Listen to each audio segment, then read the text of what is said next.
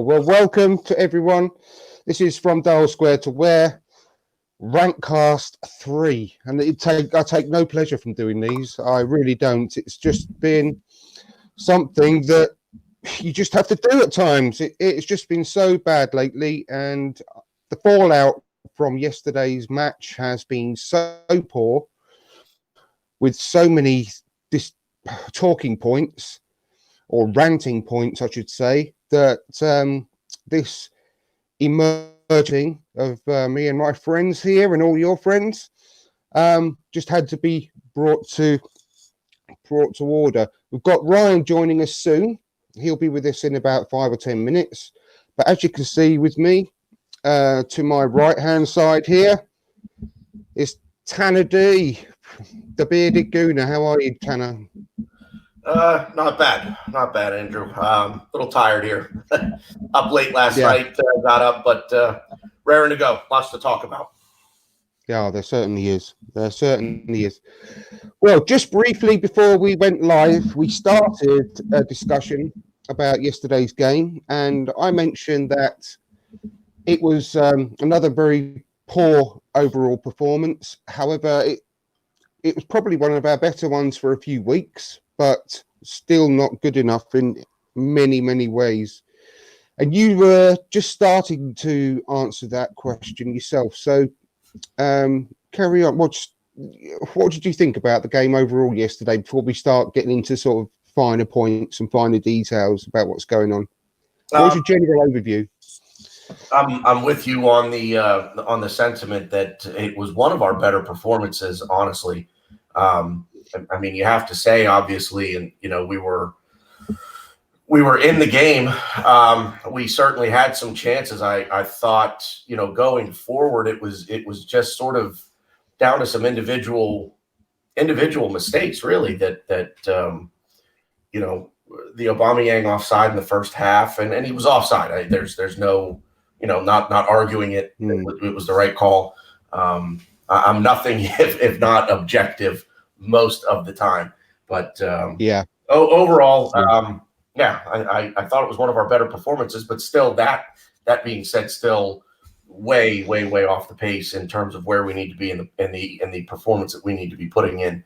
So, not bad. Had some bright spots. Defending is still just utterly shambolic at the back, but. I don't think anybody expected 3 points, and I think most of us got what we expected. Yeah. Well, I mean, the annoying thing for me is that I just think it's plain to see that the squad that we've got, the strength and quality of the players that we've got, is more than capable of not just competing with Leicester City, but beating Leicester City. I think individual quality running through the squad that we have is better than Leicester City. It's better by far than Sheffield United. It's better by far than Watford. It's better by far than the current Manchester United team. There's obviously a thread running through all of those performances, and it just shows you what difference a quality coach makes to a team. People say, well, it doesn't do for it. People actually say that, and I've been guilty in the past of saying that sort of thing about Jose Mourinho, about Pep Guardiola. Where you say the odd throwaway comment like, even my nan could coach that Barcelona team to the title. You know what I mean? Sure. Because of the quality they had running through that Barcelona team, just as an example. And, I mean, that fell on its arse with PSG a couple of seasons ago. Mm-hmm. They've got one of the most expensively assembled squads in world football. But people have said loads and loads of times that similar type of phrase, anyone could coach that team because it's a one-horse race in France. only Unai Emery can come second in a one-horse race in France because he lost the title to Monaco, didn't he? Yep. With a fantastic squad, and our team is so much better than our performances are showing. It's far more, than the sum of its parts, and it just staggers me when you see the comment that came out that everyone must have seen by now, who's an Arsenal fan, by David Ornstein this morning. Do you subscribe to The Athletic? Have you read the full? I do subscribe to The Athletic, and I did read the entire article. It's just like a punch in the bollocks when you read that, to be perfectly honest, on top of everything else that's been going on lately, isn't it?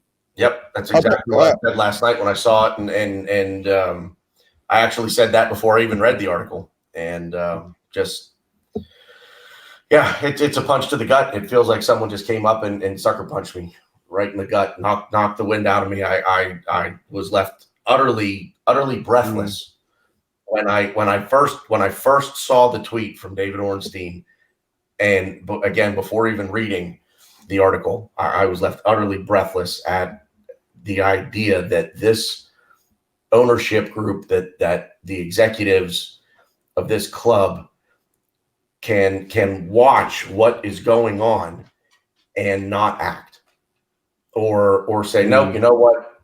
It's not dire yet. We're not in 12th place yet. We're okay. We're going to wait until we hit rock bottom before we decide to go make a change. And then it's too late. I don't blame Emery anymore. This is down to the board and ownership. It's just he's. He is. He just don't misunderstand me. I'm not going to sit here and say that he doesn't know what to do. No, he has no clue. No. I'm just saying he doesn't know what. I'm actually. Yeah. I'm actually in the process of completely agreeing with you because it's got past that stage now. He's shown that he can't manage this team. He's literally made the whole team regress. I mean, we've all seen loads of damning statistics about the performances since he took charge. It's not going to change. Everyone can see that we're getting worse. It was only 3 weeks ago that we were ahead of Leicester. We were in third position. 3 or 4 weeks ago, no more than that, and now we're 9 points behind them. And we're only 1 point ahead of Man United now, who are the butt of everyone's jokes. As far worldwide at the moment, with their performances and Ole Gunnar Solskjaer and everyone taking the piss and Ollie's at the wheel and all that, we're only a point ahead of them. Yeah, it won't be too long before Spurs get their act together, win 2 or 3 games on the trot, and they'll be above us as well. Yep. I've been saying that for a month and a half. So we can keep going on and on and on about Emery. I think you're exactly right. It's gone past that stage now, and if they don't do anything, then that's just gross misconduct, gross negligence of all duties. And they didn't look very happy to me when they were sitting in the crowd yesterday. Nope. So what the hell is going on? And it would be the right thing to do at this stage to just hope that what we heard from David Ornstein is the dreaded vote of confidence. But it's not the sort of usual stuff that you see from the vote of confidence. It's a bit more than that. It seems that they've gone into a bit more detail about exactly how happy they are and where we are in our sort of stage of rejuvenation after Wenger. And it doesn't read like a vote of confidence. What do you think? Do you think it could theoretically be that? A vote of confidence? Yeah. When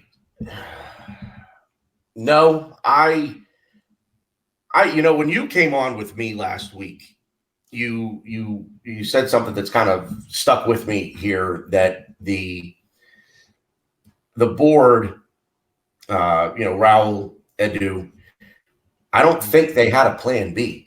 I think they fully intended with this squad that they thought that Unai Emery would be able to get us top 4. Even if it's finishing 4th place by the skin of our teeth, I think they genuinely thought he would be able to do this. I don't think they saw any scenario where this was going to happen. I don't think they know what to do right now.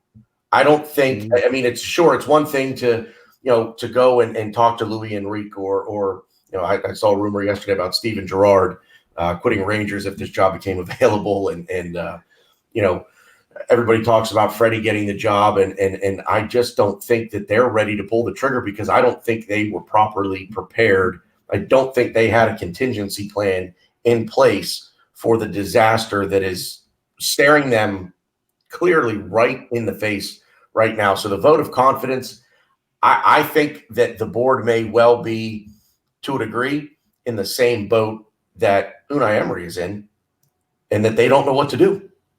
He doesn't know what to do in game, prior to a game, setting us up, getting the starting 11 right. The board doesn't know what to do right now because this is not what they expected, and they're kind of getting caught with their pants down. Well, the right thing to do under any circumstances, whether you've got someone in place or not, is just get rid, because it's only getting worse by the day. And things can't get any worse. I mean, theoretically, they could put David Luiz or Aubameyang or as like a player coach, and we'll do better than we are at the moment. You've seen it a million times when a team has lost confidence in its manager. It just becomes a toxic environment. People just don't run that yard quicker than they could, and they don't give that extra 1% or 2% on the pitch because they think. Aubameyang yesterday pulling up in the middle of the park before making a tackle. He just pulled up. He wasn't going to go in and make the tackle. I know. He pulled up. He stopped. Did you see? And he's the new captain. So the first 10 or 15 minutes of the match, I couldn't believe my eyes about the way that absolutely no one was doing any kind of pressing whatsoever. It got a little bit better throughout the game, but the first 10 or 15 minutes,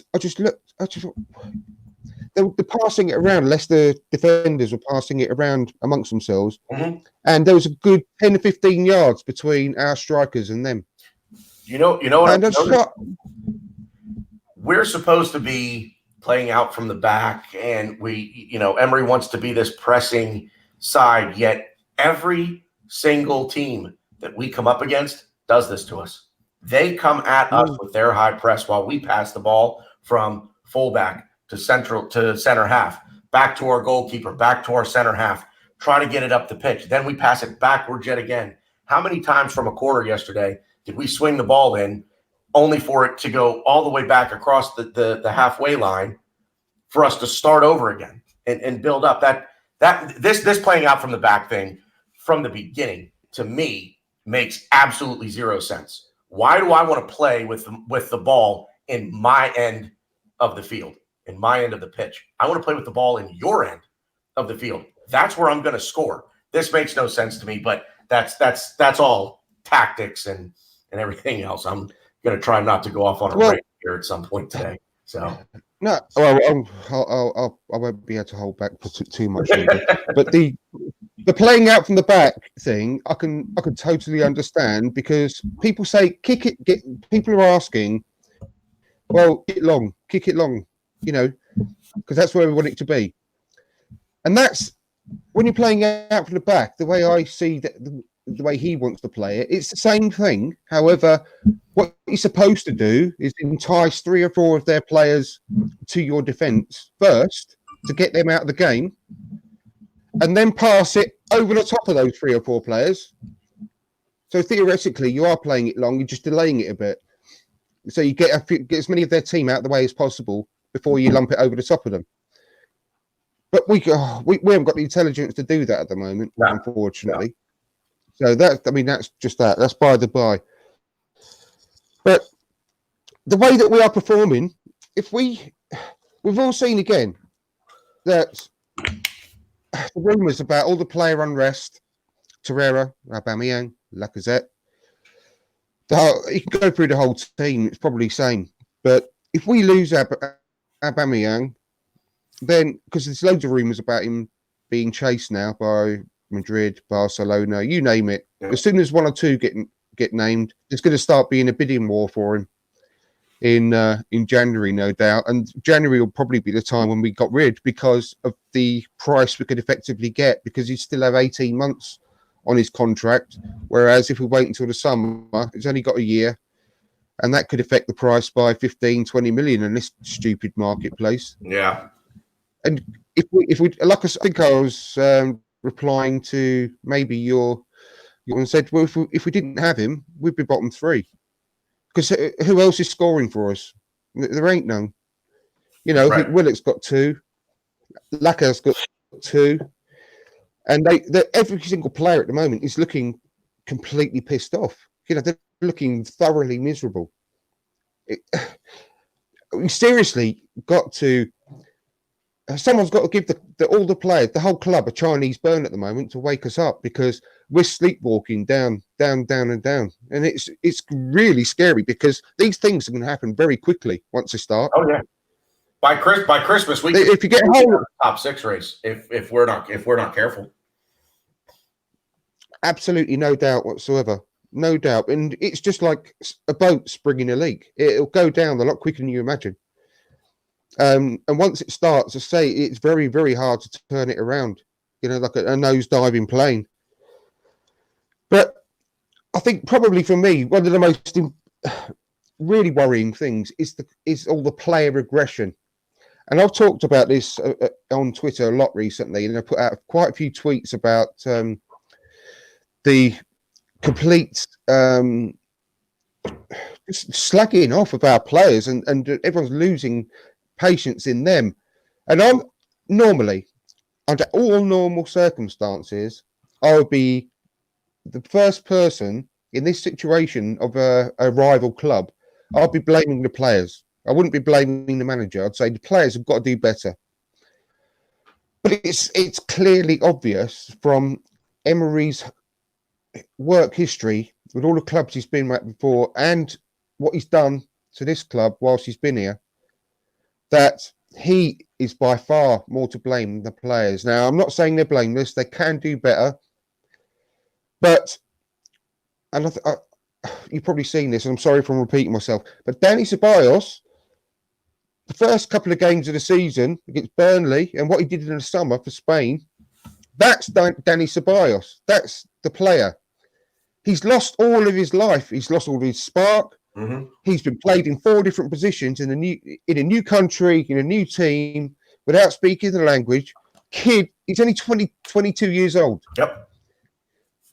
I'm not being funny, but he is not showing now the player that he truly is. He's showing that he's a player that's completely lost all faith and all confidence. And he's pissed off. Same as all the others.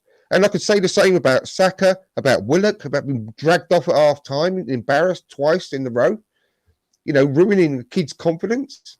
Yep. You know, God knows what's happened to Reece Nelson as well. He started brightly. He got loads of stick. 4 first-team appearances, for fuck's sake. He scored 2, assisted 2 at least. Might have been slightly more than 2. But I know that one of those goals was chalked off through no fault of his own, because Nacho Monreal was offside.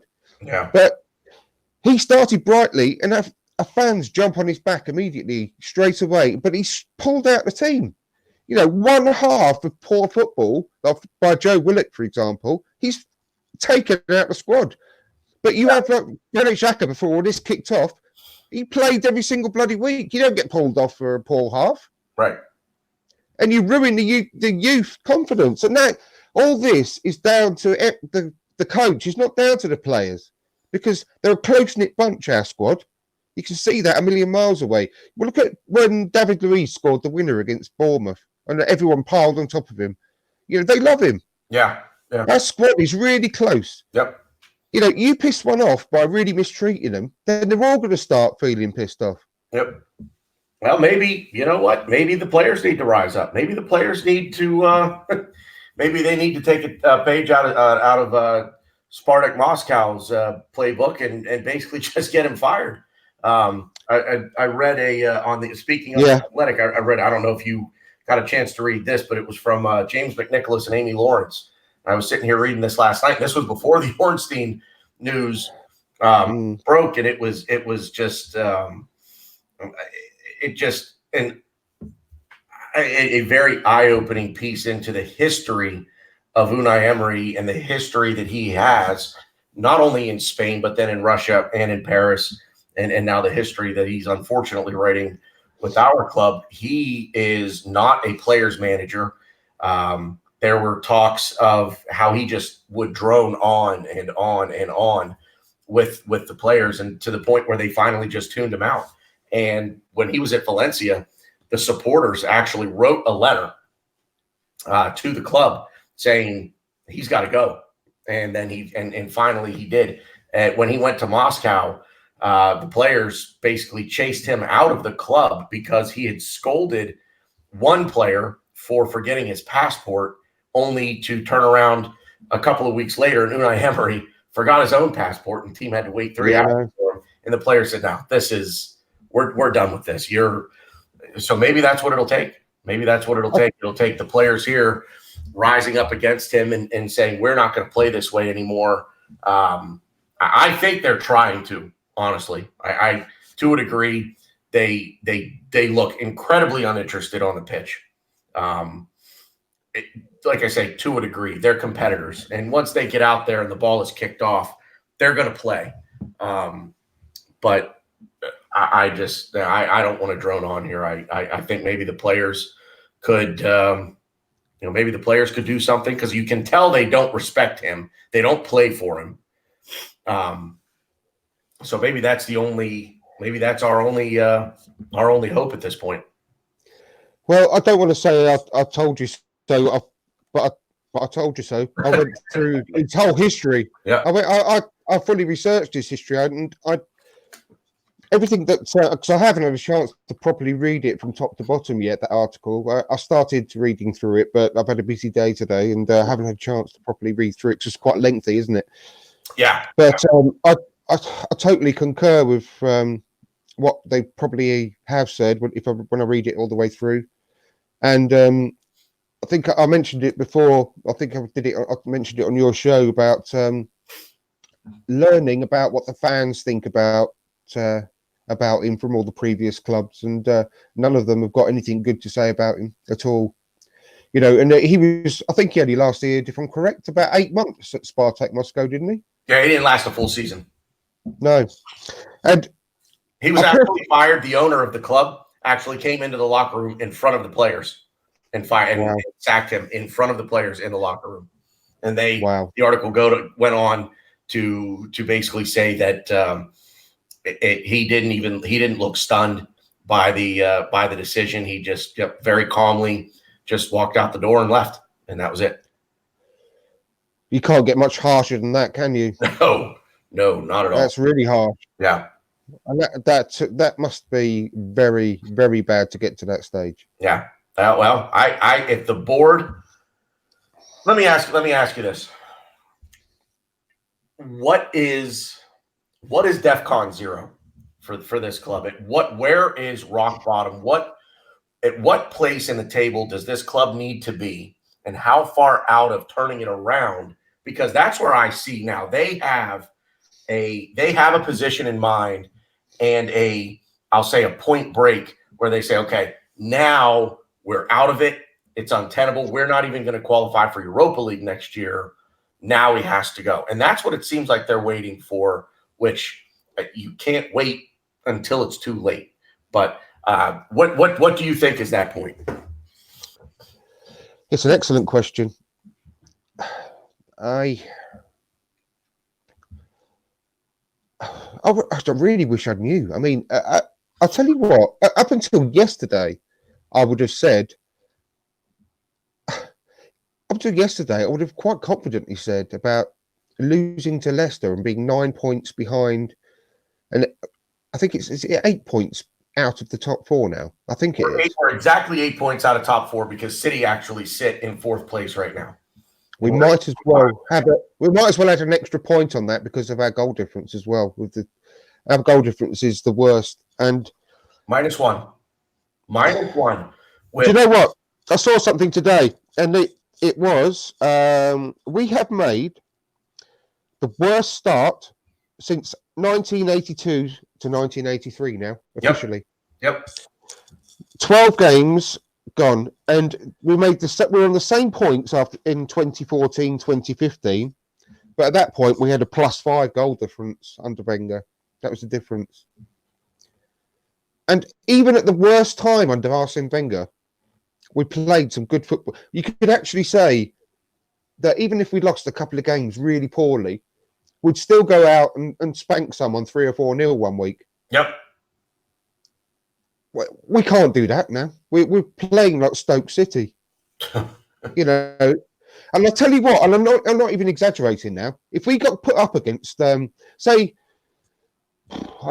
Sheffield United 2 or 3 years ago, they were in League One, as I've mentioned 100 times. And if we come up against the manager in League One or League Two in the FA Cup now, and just after Christmas, and we come up against the manager who was as good a coach as Chris Wilder, we'd lose. We'd lose easily to a second division team. That's the way I feel now. I mean, Leeds United. I mean, I know they're championship, but I think we'd get thrashed right now by Leeds United. There'd be so many. But you know what? People were actually slacking off our performance against Nottingham Forest. It's only against Forest. Yeah. And we won 5-0. And I tell you what, after that match, I think they went unbeaten for 10 to 12 games after that.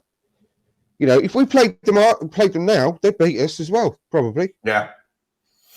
I don't think there's any confidence in the players, and I think the confidence in the players is gone because their confidence in the manager is gone, and it's a recipe for utter disaster. I know. He has sucked the life out of this club. Absolutely sucked the life out of it. Think about how excited we were. I'll tell you how excited I was at the beginning of the season. My ticket was booked to fly over there. I spent 5 days in London. I was there for the Burnley match. I was in D.C. during the Arsenal America tour. Took my nephew down. I got to tell you, and if you don't mind, I'm going to go off here for just a minute. My brother, my fiance, and my nephew went down to D.C. for the Real Madrid match. And it was the experience that we had was beyond amazing. We actually found the hotel where the team were staying. And just by pure happenstance, a security officer with the club, employed by the club, came walking through the hotel lobby, and it was myself, my fiance, and my nephew. We're standing there talking to a Washington, D.C. police officer, and one of the security officers for the club comes walking through the lobby, and he bounces a soccer ball at my nephew. All of a sudden, I just hear this ball bouncing towards us, and here it comes, and it's a ball from the club. That it was a training ball, and pick up the ball, and I'm looking at it. Matt Macy had signed the ball, and the security officer for the club gave it to my nephew. And we realized at that point, this is the club's hotel. This is where they're staying. He got his picture taken with Bernd Leno. Edu posed for a picture with my nephew. I didn't do anything. I didn't ask for the autographs. I didn't ask for any of the pictures with these guys. It's just not really my style. My nephew was there, and I wanted him to get the experience. And these guys were so gracious and so willing to take the time to pose for pictures with him. And that just built the excitement for me. And then as I'm looking for the season's about to kick off, I'm going over there. I'm going to be at the Burnley match. And now here I am, middle of November, the enjoyment, the excitement, the anticipation. I'm coming back over in 3.5 weeks, and I'll be there for 2 weeks. I'll be there for the Brighton match, West Ham match away, and the Manchester City match. And I'm looking forward to being in London at Christmas time. I'm not looking forward to anything Arsenal right now. It just completely sucked the enjoyment and the excitement and the anticipation out of anything for me at this point. It's so sad, isn't it? The way things are. Yep. And I can't imagine. And that being said, I guess my point to all of that is if I'm feeling that way, and I'm invested in this too. I think one thing that is important for us as supporters and fans to understand is we have a deep lying love and attachment to this football club. The players, unless they come up through the academy, unless they're the Joe Willits, the Eddie Nketiahs, excuse me, that came up through the academy and Hale End, it's important to realize that guys like Aubameyang and Lacazette, and I'm not, this is not a criticism of them at all. It simply is what it is. They don't have that same attachment that we have. And that's not a knock on them at all by any stretch of the imagination. It just is what it is. They had their favorite team growing up. So for us, we're gutted as supporters when we see this. For them, it's different. I think they're gutted as well. I don't think they want to play for this manager. But I think that feeling for them is different than it is for us. That's all I'm trying to say. I thought well, it's not 100% true, but I really thought they were. I was going to say that I really thought they loved the club, Laka and Alba, but I don't think any player loves the club. And now the only way you're going to love the club is if you are like Saka, who's been with the club since he was 4 or 5 years old. Yeah. But I genuinely think they were really happy and settled up until not too long ago. Yeah. And I could just see it slipping away. I really can. Yep. And it's a massive worry.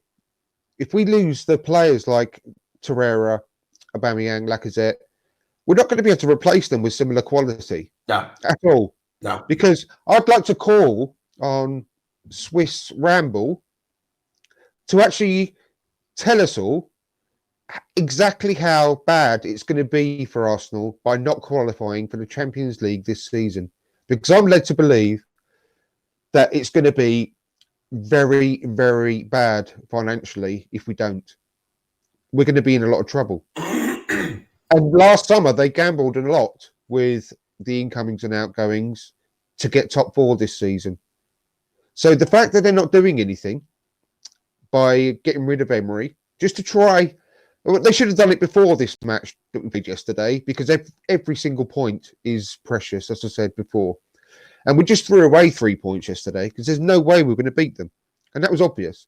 Yeah. So if they can afford to just cast away 3 points and go 8 points out of the top 4 now, then I'd like to know exactly what effect this is going to have on the club by not qualifying. And if put my teeth in, if Swiss Ramble can actually put something out and tell us exactly how bad that'll be, I'll be so grateful, because I think we all need to know.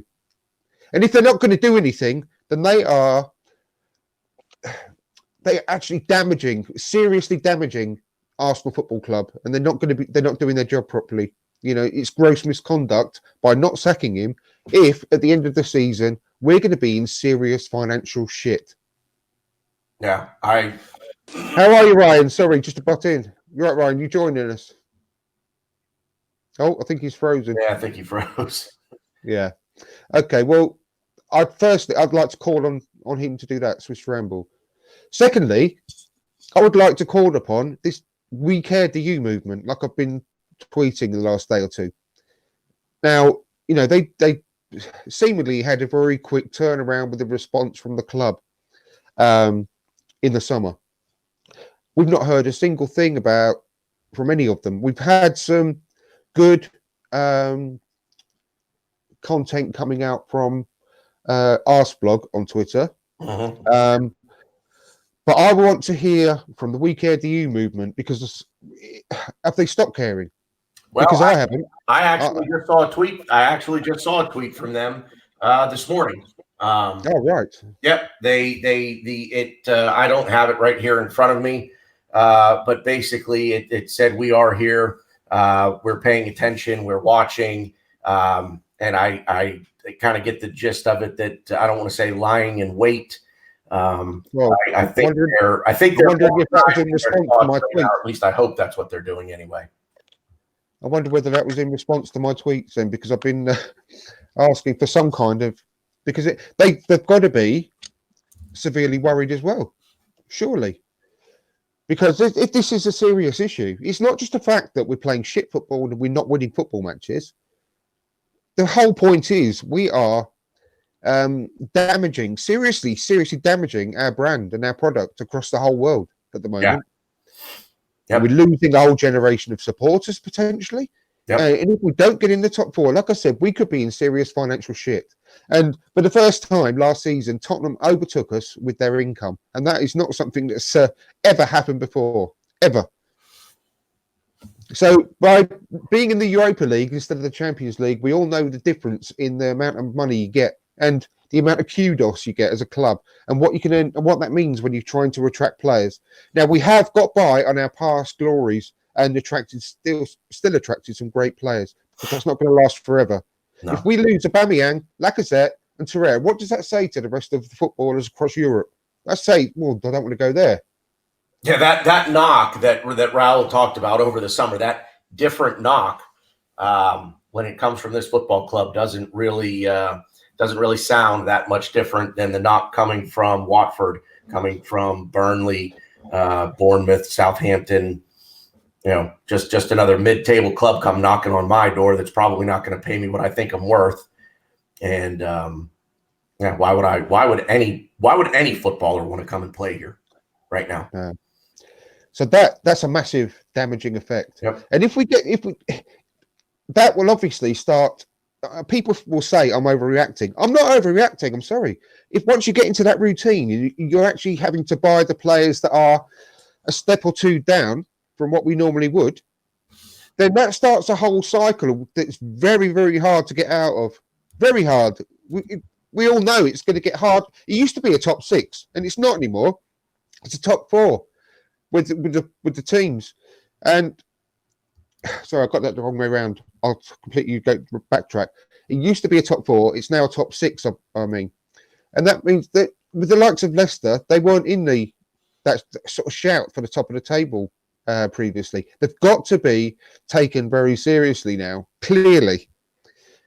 And if we can only assume that other teams like Leicester are going to be getting better and better as well.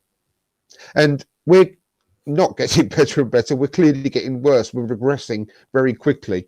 And we're going to get overtaken. And once we get into that situation, because we're in our fourth season of Europa League now, and it's not going to get any... I mean, we could actually not even qualify for the Europa League, which I ain't going to be too sad about. But that is saying something. It really, really is. Yeah. Imagine not having European football.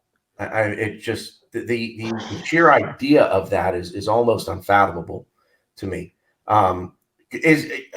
Could there be a situation here where something last summer? If I'm sure you saw the interview that Raul and Venai did with Laura Woods at London Colney. Excuse me. Something that Raul said in that interview has stuck with me since I heard it. And he made a comment that the Europa League is a very important competition to Unai Emery. And it was just in that little bit of conversation or the statement that he made there, and the light bulb went off for me. Unai Emery doesn't care about the league. No. I genuinely think he does not care about the domestic league or the domestic cups. I think Unai Emery's sole focus and sole purpose is to win the Europa League and through that qualify for Champions League. Well, he's the only coach across Europe. Go ahead. Sorry, Andrew. I was going to say he's the only coach across Europe who will rest his players for the Premier League to keep a strong team for the group stages of the Europa League. I've never known that before, and that really fucked me up. He didn't even do this last year. I remember the teams that he was putting out in the group stages of the Europa League last year, and it was all youngsters or guys coming back from injury. It was nothing like what we're seeing now. And I had this thought the other day too, and it looks like Ryan is fully on board with us here. Can you hear us, Ryan? Can you hear us? Ryan? Yeah. Oh, good. How are you, mate? Yeah, there we go. Yeah, just about. Quite faint. Can you turn your volume up at all, Ryan, on your microphone? Volume's full. Oh, that's better. Yeah, it's Yeah, a bit better. Yeah. No, as I was saying last year, he didn't even play the teams that he's playing this year. What's very strange to me is it's like he's going half and half. In the Europa League, he's playing a good. We're playing very well defensively, and I think he's played our best defenders in the Europa League matches, and then scales back the attack. But then in the Premier League matches, he goes the other way with Aubameyang, and Lacazette, and Ozil, but doesn't quite go all the way with the attack because again, no Mesut Ozil, Aubameyang, Lacazette, and Pepe in the lineup at the same time, together with the exception, obviously, of yesterday at the tail end, which made 0 sense to me. But I'm not the manager. I'm just a guy here on YouTube and bitches about it. It's just so stupid that Pepe starts finding his feet, getting some form, getting his confidence. Oh, let's take it away from him in one powerful week by leaving him out and putting him in against that team of farmers over in Portugal the other day when no one wanted to play in the pissing rain. Yep. Put Pepe out there and leave him out of our Premier League team. Kieran Tierney. Kieran. Oh, don't even start me on Kieran Tierney yesterday as well. I mean, Ryan, if you can, you've missed us giving an overall general thoughts about yesterday's game.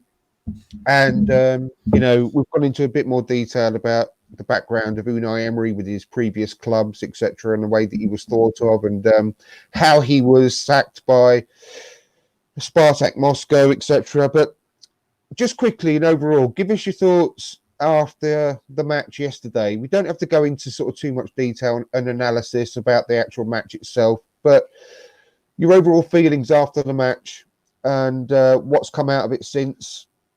What's the first things on your mind really at the moment? Again, as I said on my channel yesterday, as an Arsenal fan, I'm not going to any game, anyone, no matter is it Europa League. I'm going to it and thinking we're going to lose that.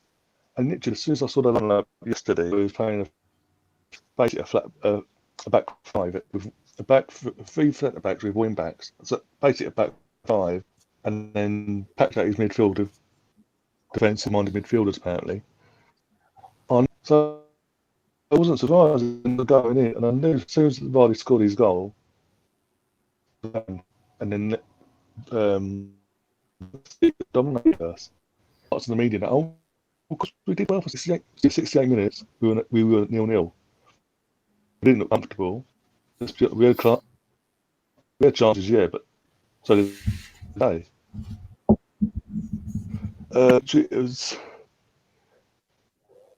It was two teams trying to do each other on the counter attack. They were just cancelling out tactics. Did it in the second.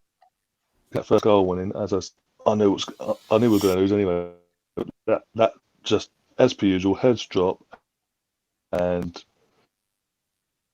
heart or desire or anything to turn around. And what frustrated me more, we waited until we were 2-0 to make his. His substitutions again were absolutely bizarre. I know. Taking to for Joe Willock. I mean, what are you expecting Joe Willock? I know. It's an absolute disgrace the way he's treating Joe Willock at the moment. He should be he's one of our shining lights alongside Martinelli. I was just like half hour after the game. Dude had enough. The board have had enough. He's been making contact with lots of Luis Enrique. This morning we wake up and then saying, no, that ain't true. He's safe. He's staying put until the end of the season. It just seems to me that there's like two different stories to cover their backsides. They know people have seen this thing, and it's like since Wenger, Ivan Gazidis and Wenger, he hasn't been as on the ball when it comes to Arsenal. this is a person about the summer or transfer targets. He was going, nope, not happening. But especially Pepe. Got 3 before confirmed. We had a big accepted. Did ever? He's out. No, they're not in. They can't afford Pepe. It's not happening. And then the second the bid is accepted, he's out there giving it the big one. Like, mate, you're saying that we ain't in for Pepe. We ain't getting glory. Like, you knew it all. Do you think that it could? Do you think, Ryan, it could possibly be a what used to be known as the vote of confidence? So, do you think that what was leaked through David Ornstein could be classed as a vote of confidence, the dreaded one? That's what I've been thinking in the last few years. That could be. I'm hoping that's the case. I'm praying that, because if he's still here this time tomorrow, he obviously can't go nowhere, and we're going to be stuck in a strut. And going after international break, we've got games coming out of our ears. It's not even going to be easy. Southampton's our first home game. They're fighting for their lives. They've got, I think, in December, Everton, Brighton, we'll see United. And the way things are going, he ain't going to turn this round. I don't know about you. It's round. No, not at all. There's not one example in history. It's powerful. It's very selective, so we say, in who he likes, who he doesn't. In the sense of Ozil, from the get-go, drops him, benches him, name it. He's not playing, he's not in the squad. And then seeing the likes of Socrates week in, week out, making errors, left, right, costing us points, left, right, centre. But doesn't be until yesterday. Mm. And there's other, and like Xhaka, until this whole incident with Xhaka, he was in the week in, week out. As I said before, it's like because Emery was making such pig's ear of things with that whole situation. The board had to get involved. Himself took it off, the armband off Xhaka, and gave it to a bang.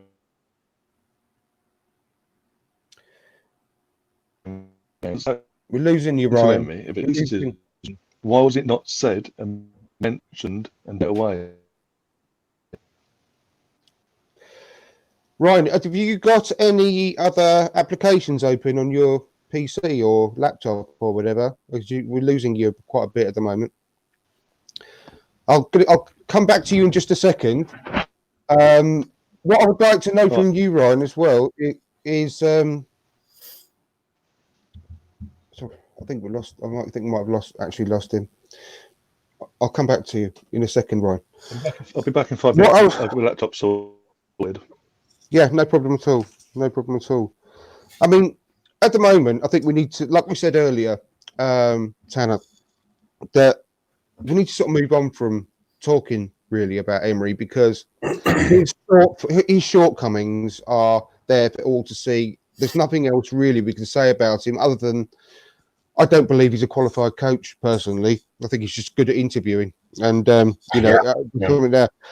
the top of the next manager, the sack race. He's top of the betting for that at the moment. Yeah, saw that. But I want to just quickly talk about something I replied to on Twitter not long ago. It's probably only about half an hour before we went live, really. There was a tweet I saw from Arsenic, and basically saying that, I don't know, I can't remember, I didn't write the whole thing down, but about not wanting the club to go down the route of the revolving door policy that had been shown by Man United recently, about making so many mistakes about the managers that they've hired and getting rid of them so quick, etc., etc. I just pulled it up here, Andrew, if you want me to read it off. Yeah, please do. Arsenal do not want to go down the route taken by Manchester United following Sir Alex Ferguson's departure. They do not want to go through a series of coaches and end up with a disjointed squad that has been expensively assembled by several different figures. That's per Charles Watts at goal.com. Thank you. And I replied to that with how annoying I find that type of argument. It really pisses me off, to be perfectly honest, because it's got no relevance to the way we're building the club. It's just not the way of modern football anymore. And I think I said this with you last week. The fact is, we're in a results-driven business. This is a results-driven business, and we're not getting the results. And Chelsea, for all of their I'll say flaws, whatever you want to call it. We all hate them. It is what it is. But they do it right. They look and they will not settle for anything less than the absolute best. I think the appointment of Frank Lampard to a degree is a look. We do want to kind of stabilize this ship a bit, and so they bring in a former club legend. Relative success at the next level down. Okay, let's bring him in. Let's see if he's ready to go. And all signs are pointing to imagine what Chelsea would imagine where they'd be right now if they would have had money to spend in the transfer window. If they would have been able to operate within the transfer window over the summer. They didn't have the transfer ban. Imagine where they'd be right now under Frank Lampard. And this business of the revolving door of coaches and everything else. Okay, I don't want to sack a coach 5 games in unless it is that obvious and utterly bad that he has to go. But at this point, we're talking 18 months, and we are getting worse. I don't know what the board is seeing. I don't know what more they want. I don't want to hear this values of the club anymore. Win. Just win, period. I totally agree. And the point I want to make about that tweet you just read out as well, it's not relevant. It's not about leaving the club in disarray with players that have been bought by previous managers, and so you've got a disjointed squad for the next guy to come into. That's not the point. The point is the guy that comes in next has just got to work with the players that he's given. Right. They don't go out and buy the players. They've got no say in who we buy. It's the backroom staff we've now got set up with Edu, Raul, etc. They are the ones that buy the players and supply them to the coach. That's the whole point. That's why it doesn't make a difference removing a coach and putting a new coach in, because everything stays the same. Hopefully, the players will get better coaching. That's what all the difference is. Yeah. The executives go to the grocery store. They buy the ingredients. They bring them home. The coach is the guy that has to cook dinner. Exactly. So what difference does it make? He's not going to be buying players that the next coach doesn't want to play, doesn't want to use. It's irrelevant. So that argument is completely irrelevant, what Arsenic said. And the players that we have right now want to be here. I know that Aubameyang loves this club. I know Lacazette loves this club. You've seen it. You can see it when things are going well. They want to be here, but they want to play for a manager who is going to release the handbrake, uncuff them, and let them go and try to get this club back to where we've been, where we should be. And that's Champions League football and pressing for winning the Premier League and winning the Champions League. It's not enough to just get there. I understand that it's a process. Liverpool are a great side. Manchester City are a great side. And right now we're behind them in terms of talent. Not even going to talk about the coaching. We are behind them. But that's the goal. The goal is win the Premier League, win Champions League, win. I want all the trophies. I want all of them. Any match we play in, I want to win, period. End of discussion. Which means that at the end of the year or at the end of the competition, I want the trophy. I want to be the champion of everything, period. I agree. And I think that I agreed with you about Aubameyang and Lacazette, that they loved the club. But notice the past tense. I don't see it anymore in their play, in their facial expressions and the way that they are behaving. And I'm sure it's still there somewhere, but at the moment, it's very much on the wane. And I saw that with Ceballos, and I was so chuffed. And now, who knows what he's thinking? I wouldn't want to stay if I was him either. No. I mean, Real Madrid are starting to win again now. They won 6-0 again the other night. They could potentially have turned a corner. I don't know. But we are seriously, seriously in danger. And like I said, anyone joining us just recently, I desperately want to hear from that Swiss Ramble about how we are going to be affected by not qualifying in the top 4 this year, because I think we're going to be in a lot more trouble than anyone thinks. I don't think anyone has properly estimated how bad it's going to be if we don't get top 4 this year.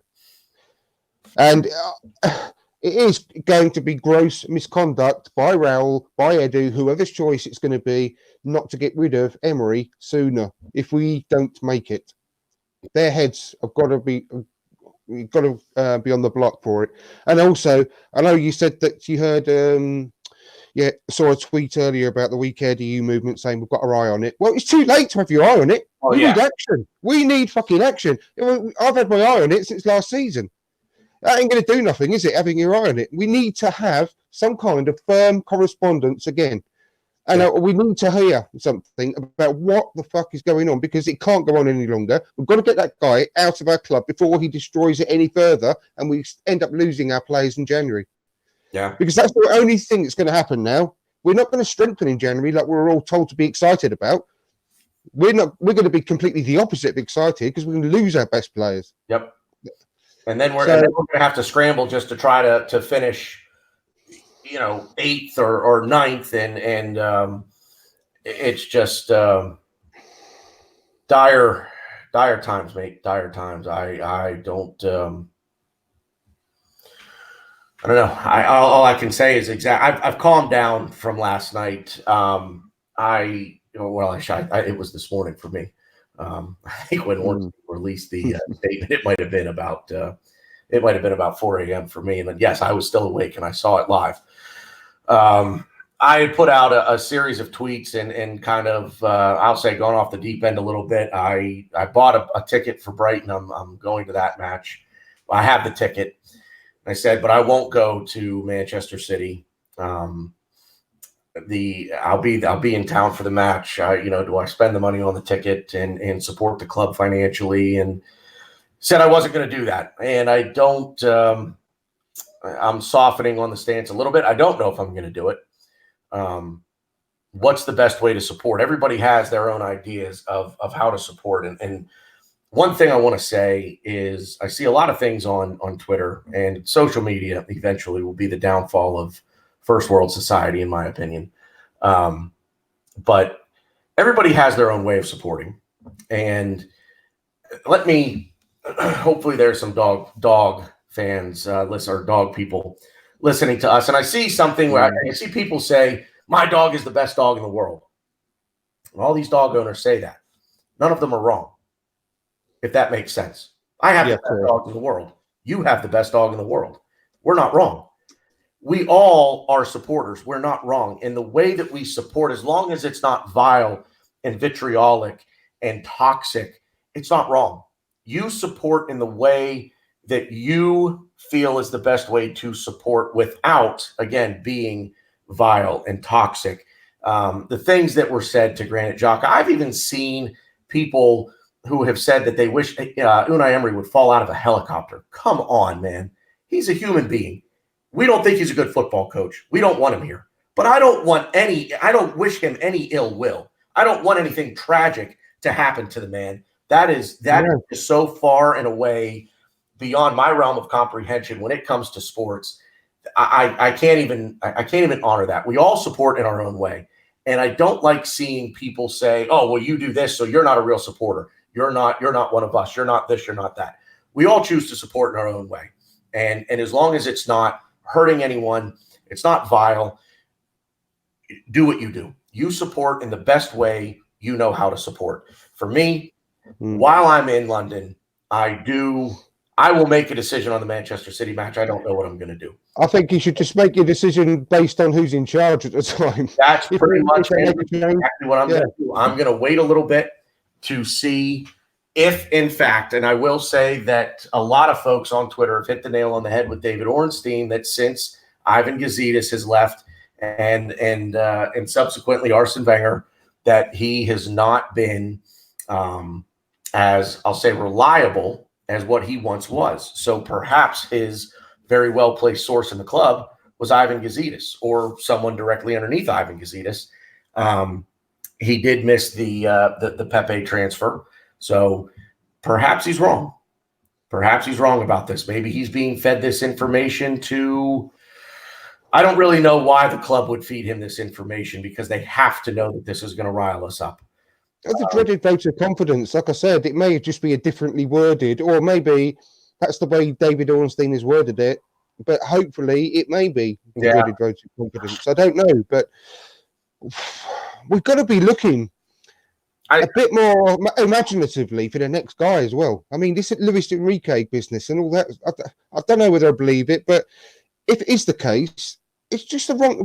We're just going to end up lifting up too many rocks to find the correct guy. You know, to me, we need to look closer to home. There's a lot of talent that, you know, like Chris Wilder, like I said before, he would do a great job, no doubt. Yep, Chris Wilder, Eddie Howe. I mean, as we sit here and we're supporters, we're in the catbird seat because we can say things. You know, I can sit here and say, I'd love to see what Eddie Howe could do with this club. The problem with it is if it doesn't go well, how much time have I wasted? That's a bit of the problem. But Chris Wilder, Eddie Howe, as far as English managers are concerned, I would absolutely love to see one of them get a shout, but I honestly think that our replacement is a lot closer to home. I think we already have the replacement, quite frankly. Yeah, I think absolutely. You have to go to Freddie, give Bobby Perez the shout as the top assistant. I think you had said somebody said, I think it was you who said Thierry Henry has been around the club for the past few months now, pretty much every day, and just bring that attitude in to work every single day, that invincible attitude. And I don't, he'd be wasted if he wasn't being used as a coach. Yep. I don't want him on the bench, but as an assistant or manager, but he's going to be utilised as a coach. I mean, I definitely want. I mean, my ideal thing, like I've said to you before, is to get a good, experienced guy in to work with Freddie Ljungberg to bring him through and properly give him the support and so he can learn more. That is, to me, got to be the case that the board were fully expecting Emery to see it through to the end of the season, to get his top four, and then probably give him the third year to further enhance Freddie's education, really. Yeah. They want to bring Freddie through, and they just feel at the moment that it's too early for him. So if they can bring in a Rafa Benitez, and I genuinely mean this, I honestly mean it. If they brought back Wenger for 12 to 18 months to train Freddie, specifically train Freddie, not to give him the powers that he had before, purely to train Freddie to be a great manager. I want to reiterate that. Then that'd be fine. That'd be absolutely great with me. And I mean, Stan in the chat, he said Brendan Rodgers. I'll be happy with Brendan Rodgers, very happy. But why? And I genuinely mean this at the moment. And I wouldn't normally say this. Wouldn't normally say it. But he's got. Why would he leave Leicester with such a great project on the go at the moment? Saying, why would he wouldn't? Look, that club's building something. I'll tell you right now, that club, they're building something at Leicester. They're not. I don't think they're going to be a flash in the pan. No, it may have taken them 3 years to kind of start building back up again from their championship run, but I have a feeling they've got the guy in place right now that they want.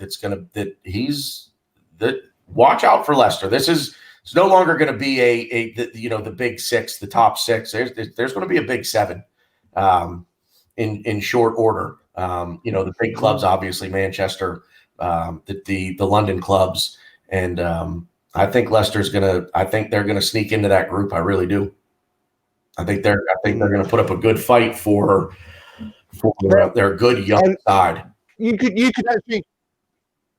actually see. I'll tell you what. If we don't drop this snobbery and go for someone like I don't know, like a Chris Wilder, for example, then someone like an Everton will. Yeah. And Everton have got a really strong squad. Yep.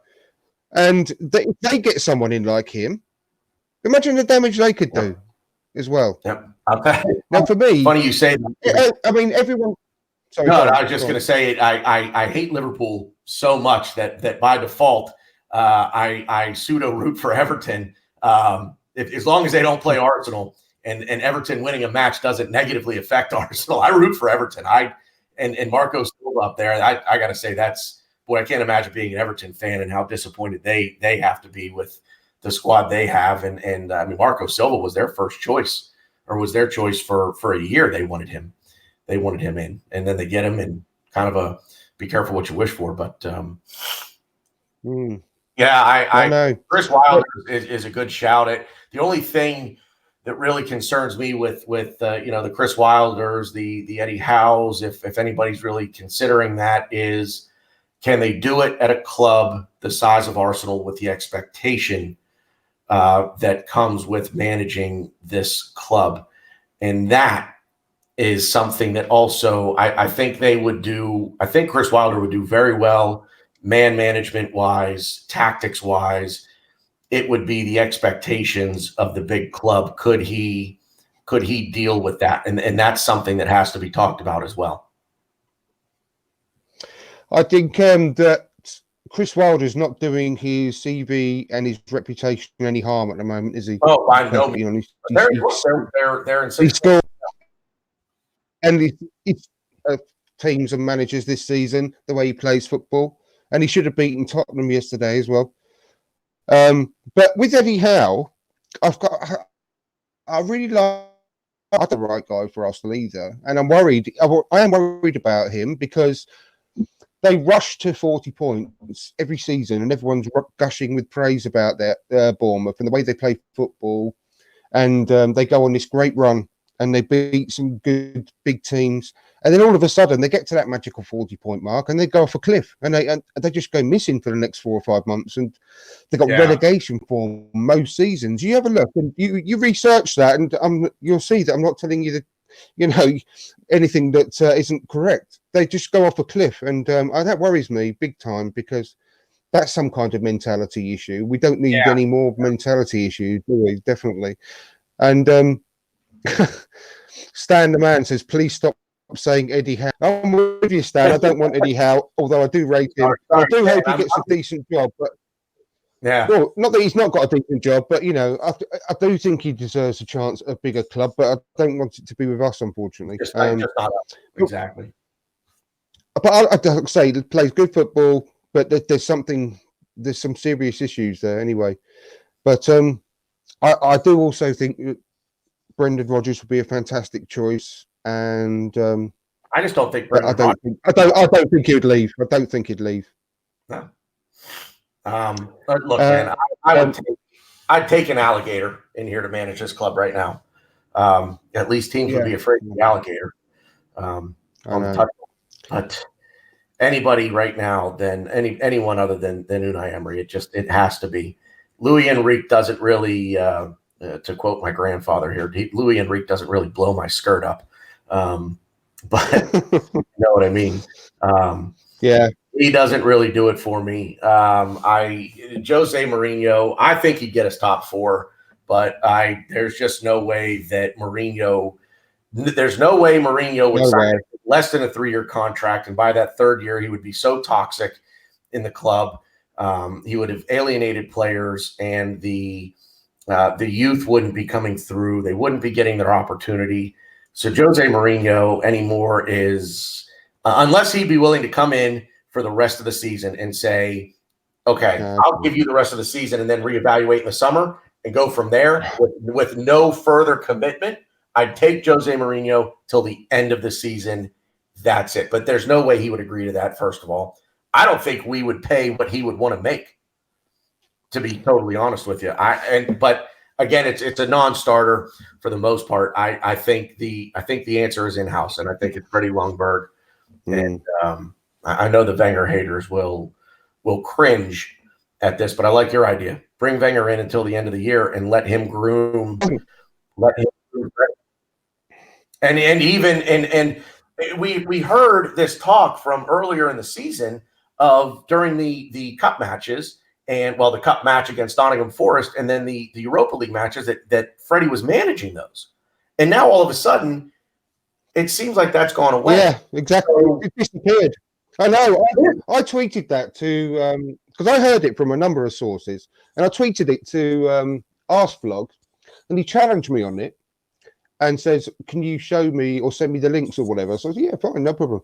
And I searched, and they've gone. I can't find any kind of, and it made me feel bad because I'm not the sort of person that would retweet or make things up and tweet garbage. I'm just not that person. Right. And I felt, I felt bad about that because I don't want to be seen as that person either, and because it's not me. So yeah, they just disappeared off Twitter, and I can't find it anymore. So that's just odd. The way that came about, and it disappeared just as quick. Makes you wonder. At the very least, it makes you wonder if was it actually real? Because I know I saw it. I know for a fact that people speculate. I'm glad that you backed me up on it anyway. Yeah. But I was going to say something then because and it's just gone out of my head because I was just reading this Stan again. Yeah, another thing about Eddie Howe, he went to Burnley for a season, which is easy to forget, to be perfectly honest. He didn't last there long and had to go back to Bournemouth with his tail between his legs because it was a difficult job for him. Yeah. Eddie Howe is Spud's level. Well, I don't know. I wouldn't put him that low, Don. And I wouldn't do that to him. But yeah, bringing back Wenger would just destroy our fan base. I think it would. It probably would. It would really. The one thing that I can say, and I know you've seen this, is the jokes abound that Unai Emery's done something that Wenger couldn't do in his final years, and that's unite the fan base. Yeah. Just a shame that he's united the fan base completely against himself. I know. Wenger, I agree. I think that bringing Arsene Wenger back would absolutely split the fan base again. But again, it's a good idea. Would Wenger come back knowing that you don't have any sort of input in transfers, and we're bringing you back to mentor and mold Freddie and get him ready for the head coaching position. I think just the overall, I think the optics of it would. Of bringing Wenger back in would I think it would divide the fan base for sure. Well, I can't get past. I mean, Rafa's Don Juan has just put on the messages about Rafa, and I've obviously I've backed him for the job a lot. I backed him for the job after the Europa League final myself. Actually, Don, I really rate the guy. People keep going on and on and on about his negative football, and that's just to me not true. And I'll argue that case all the time because the negative football that he showed with Newcastle was purely to work with the strength of the players that he had at his disposal to keep them in the league. He had to do whatever he could and work to their strengths. If he had a good squad like our squad, he wouldn't play that kind of football. He would play good football. But, I'm not going to say it's not completely negative, but that's what we bloody need. But he would still work to the strengths of the quality of players that we've got. So we would have a best of both worlds. We would actually be almost immediately overnight, would be more organised and better defensive. Yeah. But we would also, he would also find a way of linking the three areas of the pitch a lot better than we are now because, well, we're not doing it at all now. So anyone could do that, to be perfectly honest. But we desperately need to have this. We need to get the antidote for this poison that we've had because it's killing us at the moment, and something has got to be done. And I physically cannot believe that nothing has been done up until now. And I just hope and pray that what was said by the Ornicle earlier is purely the dreaded vote of confidence. I really do. But even if we appointed no one, we still got to get rid of him. You know, we do better without a manager at the moment. Yeah. Yep. I agree. He's sucking the life. He's sucking the joy out of the club. He's sucking the enjoyment, the life, the passion. He's an infection at this point in the club. And the longer that he stays, the longer the infection is going to spread and the more damage it's going to do. But it's not down to him anymore, though, No. as we've already discussed. You know, we've just got to leave him out of the question because we all know that Emery has got to go. Yeah. But we've got to turn our attentions to the board and pressure them and try and get a proper reason from them why they are not acting on a terrifically bad run of form. 87 points in 50 games we've had. And that's one less than under Arsene Wenger's last 50 games. We've had our worst start since 1982 to 83. All of our players are regressing in front of our eyes. Wolves had the most shots at the Emirates ever in the last game, but not game before last. Watford, when we played Watford, we all know the stat where we were the worst in the whole 5 top flights of the top flights in Europe with shots. Allowing shots against, our manager is top of the betting for being the next manager sacked. And we just need the We Care DU movement to act now. We can't have them just, we've got our eye on it. Well, that's not good enough anymore. You should have had your eye on it for months. Yeah, I'm actually going in right now and setting on Twitter here. I'm actually going to go in and set the alert for whenever they put out a tweet because I want to be able to see what they say. And in fact, I'm sitting here right now, quite frankly, thinking I may just write a letter myself. I'm a nobody, I am. No, I am. I'm sitting here and thinking to myself, if I could write a letter and get it posted, and if I could get enough people to share it, who knows? I am. I'm going to write one myself, and I've already because I put. About the We Care to You, I've sort of copied them into tweets over the last few days. You may have seen, you may have not seen, but I've been doing that. Yeah. And I've put that I Care to You as if no one else is going to do anything, I'm going to do it. I'm going to write something up myself because before they started their petition, I'd already started one about 2 or 3 weeks before and got a little bit of traction. I'm not going to get anything. I'm not going to get anywhere. However, I just want it known about how strongly I feel about it because someone somewhere has got to do something about it and we've got to act quickly because things are just getting worse and worse and we're going to end up losing our best players as well, which I really can't bear to stand. And I'll tell you what now, I missed about 2 or 3 seasons of Arsenal after Van Persie left the club because I was just that furious. That's how bad I was. Wow. And if we lose Aubameyang, I'll do the same. If we appoint Mourinho, I would do the same. Yeah. I wouldn't come back until it had been sorted out. And that's going to be the case this time as well. If we end up losing Aubameyang, Lacazette, Torreira, and anyone else you care to mention, and Martinelli as well, I swear to God, if we lost him, I'll be, I don't know what to do because that just be the final nail in the coffin for me. And the people are going on about, that game yesterday was the final nail in Emery's coffin. Well, there can't be any wood left in that coffin, to be perfectly honest. It must be all nails. Yeah, nothing for the nail for actually sticking to. Let me ask you a question, Andrew. You can speak this better than I can. Being over there, you have a better idea and understanding as to how these things work. The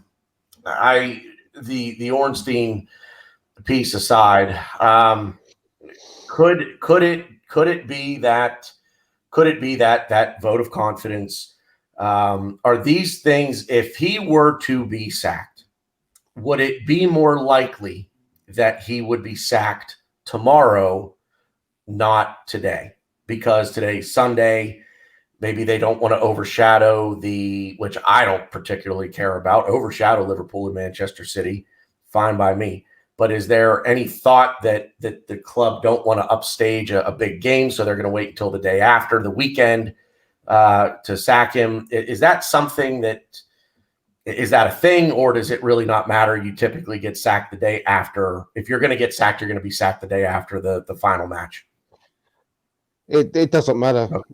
Football has got its own rules and regulations, and it doesn't go in line with any kind of other walk of life, to be perfectly honest. And you get announcements from your team sometimes at 10 o'clock at night, 11 o'clock at night, don't you? Yeah. Are coming out across Twitter. It doesn't. There's no rhyme or reason behind it. They wouldn't do it. They wouldn't not do it on a Sunday because they're not at work. They would just. It doesn't matter. You just get called in any time of day or night. Yeah. When they've made their mind up. So I'm just hoping to God, and I think I know deep down that it's not the case, but I'm just still hoping that it was the dreaded vote of confidence, and I'm still hoping that Raul. I mean, let's not forget, Raul is from bloody Barcelona. Yeah. They'll happily sack a manager after 3 or 4 months. I think, if I'm being totally honest with you, Andrew, I think this is coming down from ownership. I don't think they want to pay him off, or maybe this is just hope against hope. Are they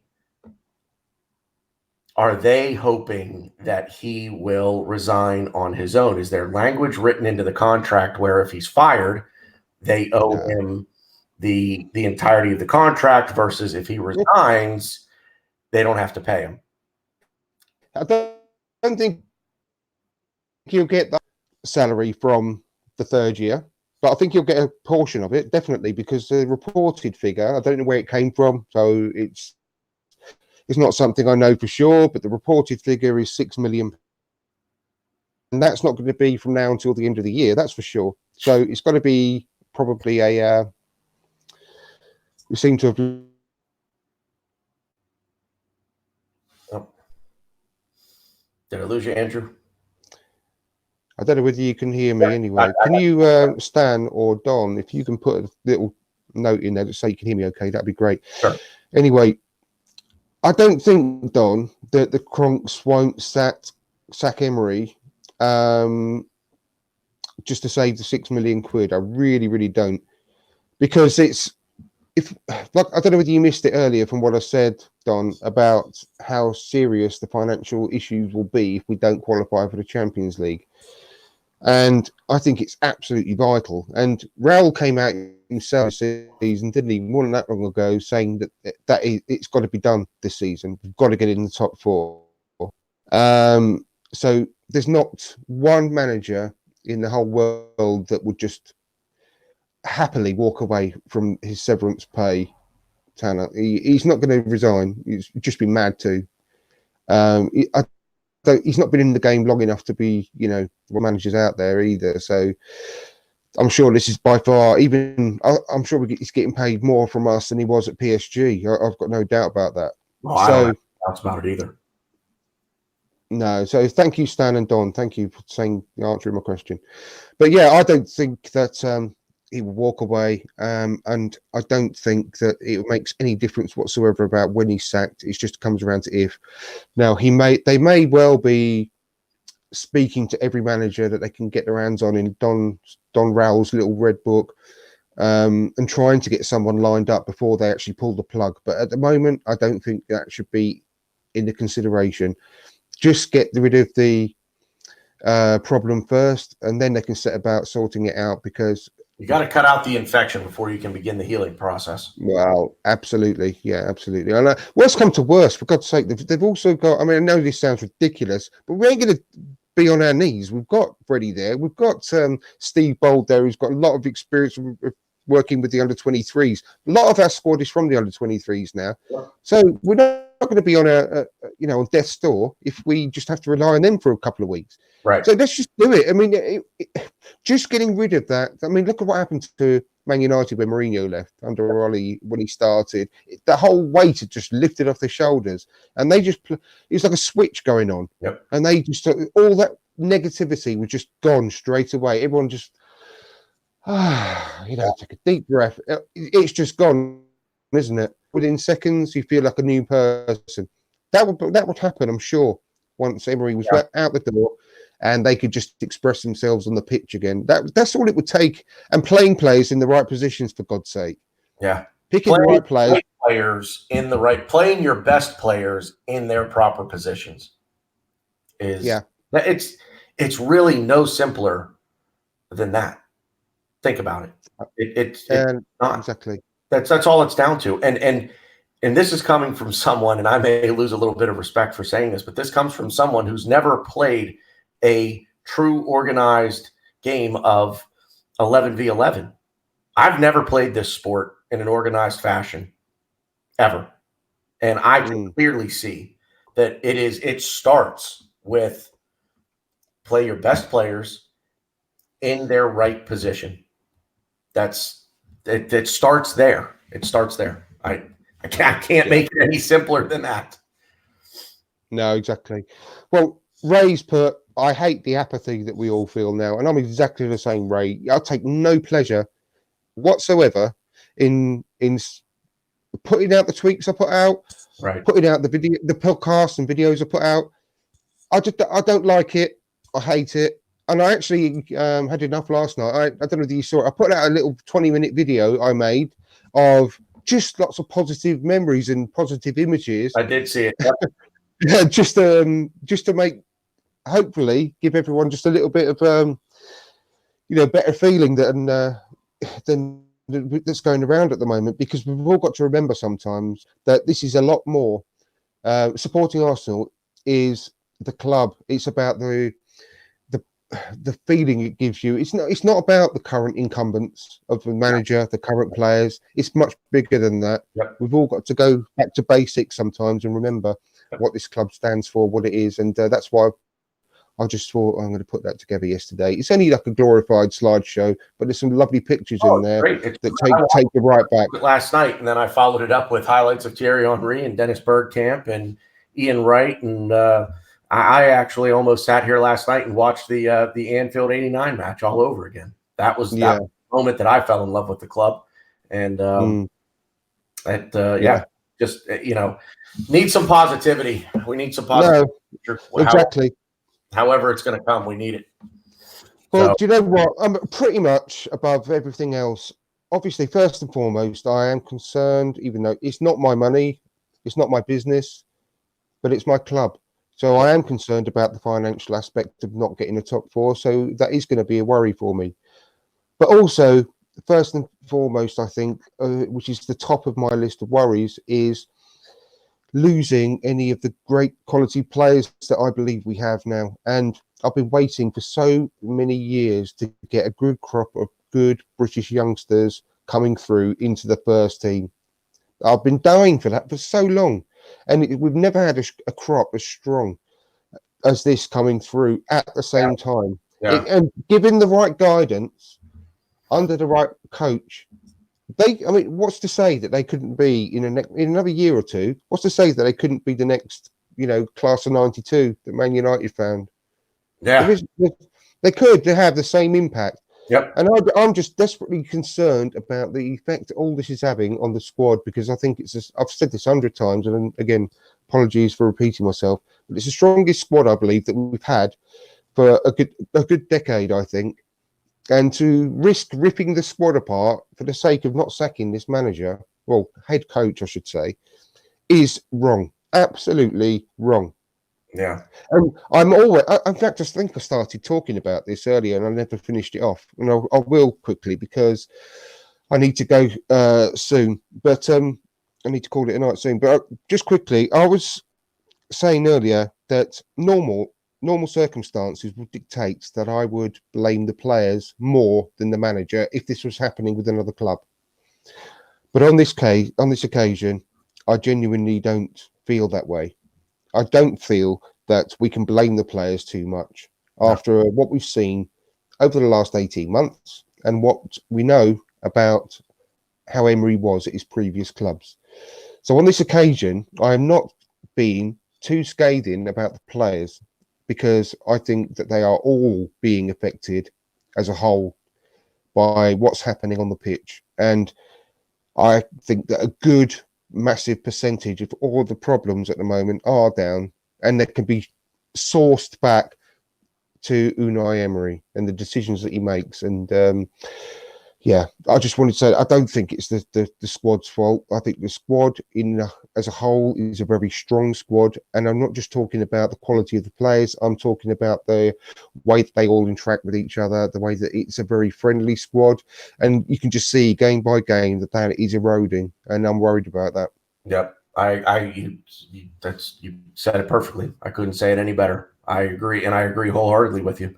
I think Emery has, as I've again, don't mean to repeat myself either, but I think Unai Emery has just sucked the life out of the club, and they're not having fun.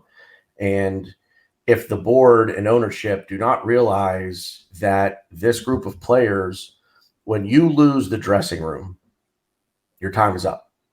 That is, and I think he lost the players. I think he lost them after Watford. I think that's what. Well, I'm going to go back. I'll be honest with you. I'm going to go back even further. I think he lost them prior to the Spurs match because he set us up scared. Well, he set us up scared, and I think when you look at Aubameyang, Lacazette, Torreira, and the passion that they've shown in that game, not that specific, but just playing Spurs and the passion, and they know what that game means. And the way that Emery had us set up scared, hey, I don't want to lose this game 3-0. I think he started losing them at that point. I think they started to see that, wow, okay, this guy is there's a huge difference. And I said this on Twitter the other day. There is a huge difference between playing to win and playing not to lose. Absolutely. It's a different mentality altogether, and it's for a different size club altogether. When you're playing to win, you're on the front foot. You're aggressive. You're attacking. When you're playing not to lose, you're on your heels. You're backing up. Guys are running past you. And when you play not to lose, what's going to happen? You're going to lose. And you're exactly right. It's the whole mentality of it. And I hope against hope, mate, that it is the dreaded vote of confidence, and that maybe it is just hey, we want to be able to fire him and announce the replacement straight away. So, do you know what? I don't want to sound like a like an old big softy or whatever, but I actually turned around in the summer completely from what I was thinking before, and I put all my faith in Raul and Edu, and I actually started to think that I was stupid for doubting them before. And after the summer, I thought, no, I'm really pleased that I'm got a lot of faith in these guys. And if it turns out that we were just being blagged all along and they don't do anything, and they think it's all right to be I'm going to feel so stupid and maybe stupid, silly thing to say or whatever, but I'm going to feel let down by Raul and Edu and all of them. And Josh, I actually thought on this occasion, he didn't have to come out and interviews after the weak EDU movement and so on and so forth, and after the transfer window shut, he didn't have to come out and do those interviews, but he did. And I thought, yeah, I'm going to put my faith in you. And if it turns out that they're happy with the way things are and they don't do anything, I'm going to feel bloody let down. Really am. Yeah. And it's not good. Don, I agree. You should have got the sack after the Europa League, because I went on the Chronicles of a Gooner phone-ins, and I've made a podcast episode out of my appearances on that great show, and I said it then. And I talked about Chris Wilder, I talked about Rafa Benitez, and I talked about Freddie Ljungberg, and that was the day after the Europa League final, and nothing's changed since then. So go and give that a listen. I can't remember what episode it is, but you'll find it on YouTube. Yeah. But guys, I literally could talk on probably for an hour or two, but I'm really sorry. I'm going to have to go. We've already overrun an awful lot. I'm sure you want to go and get your breakfast, Tanner.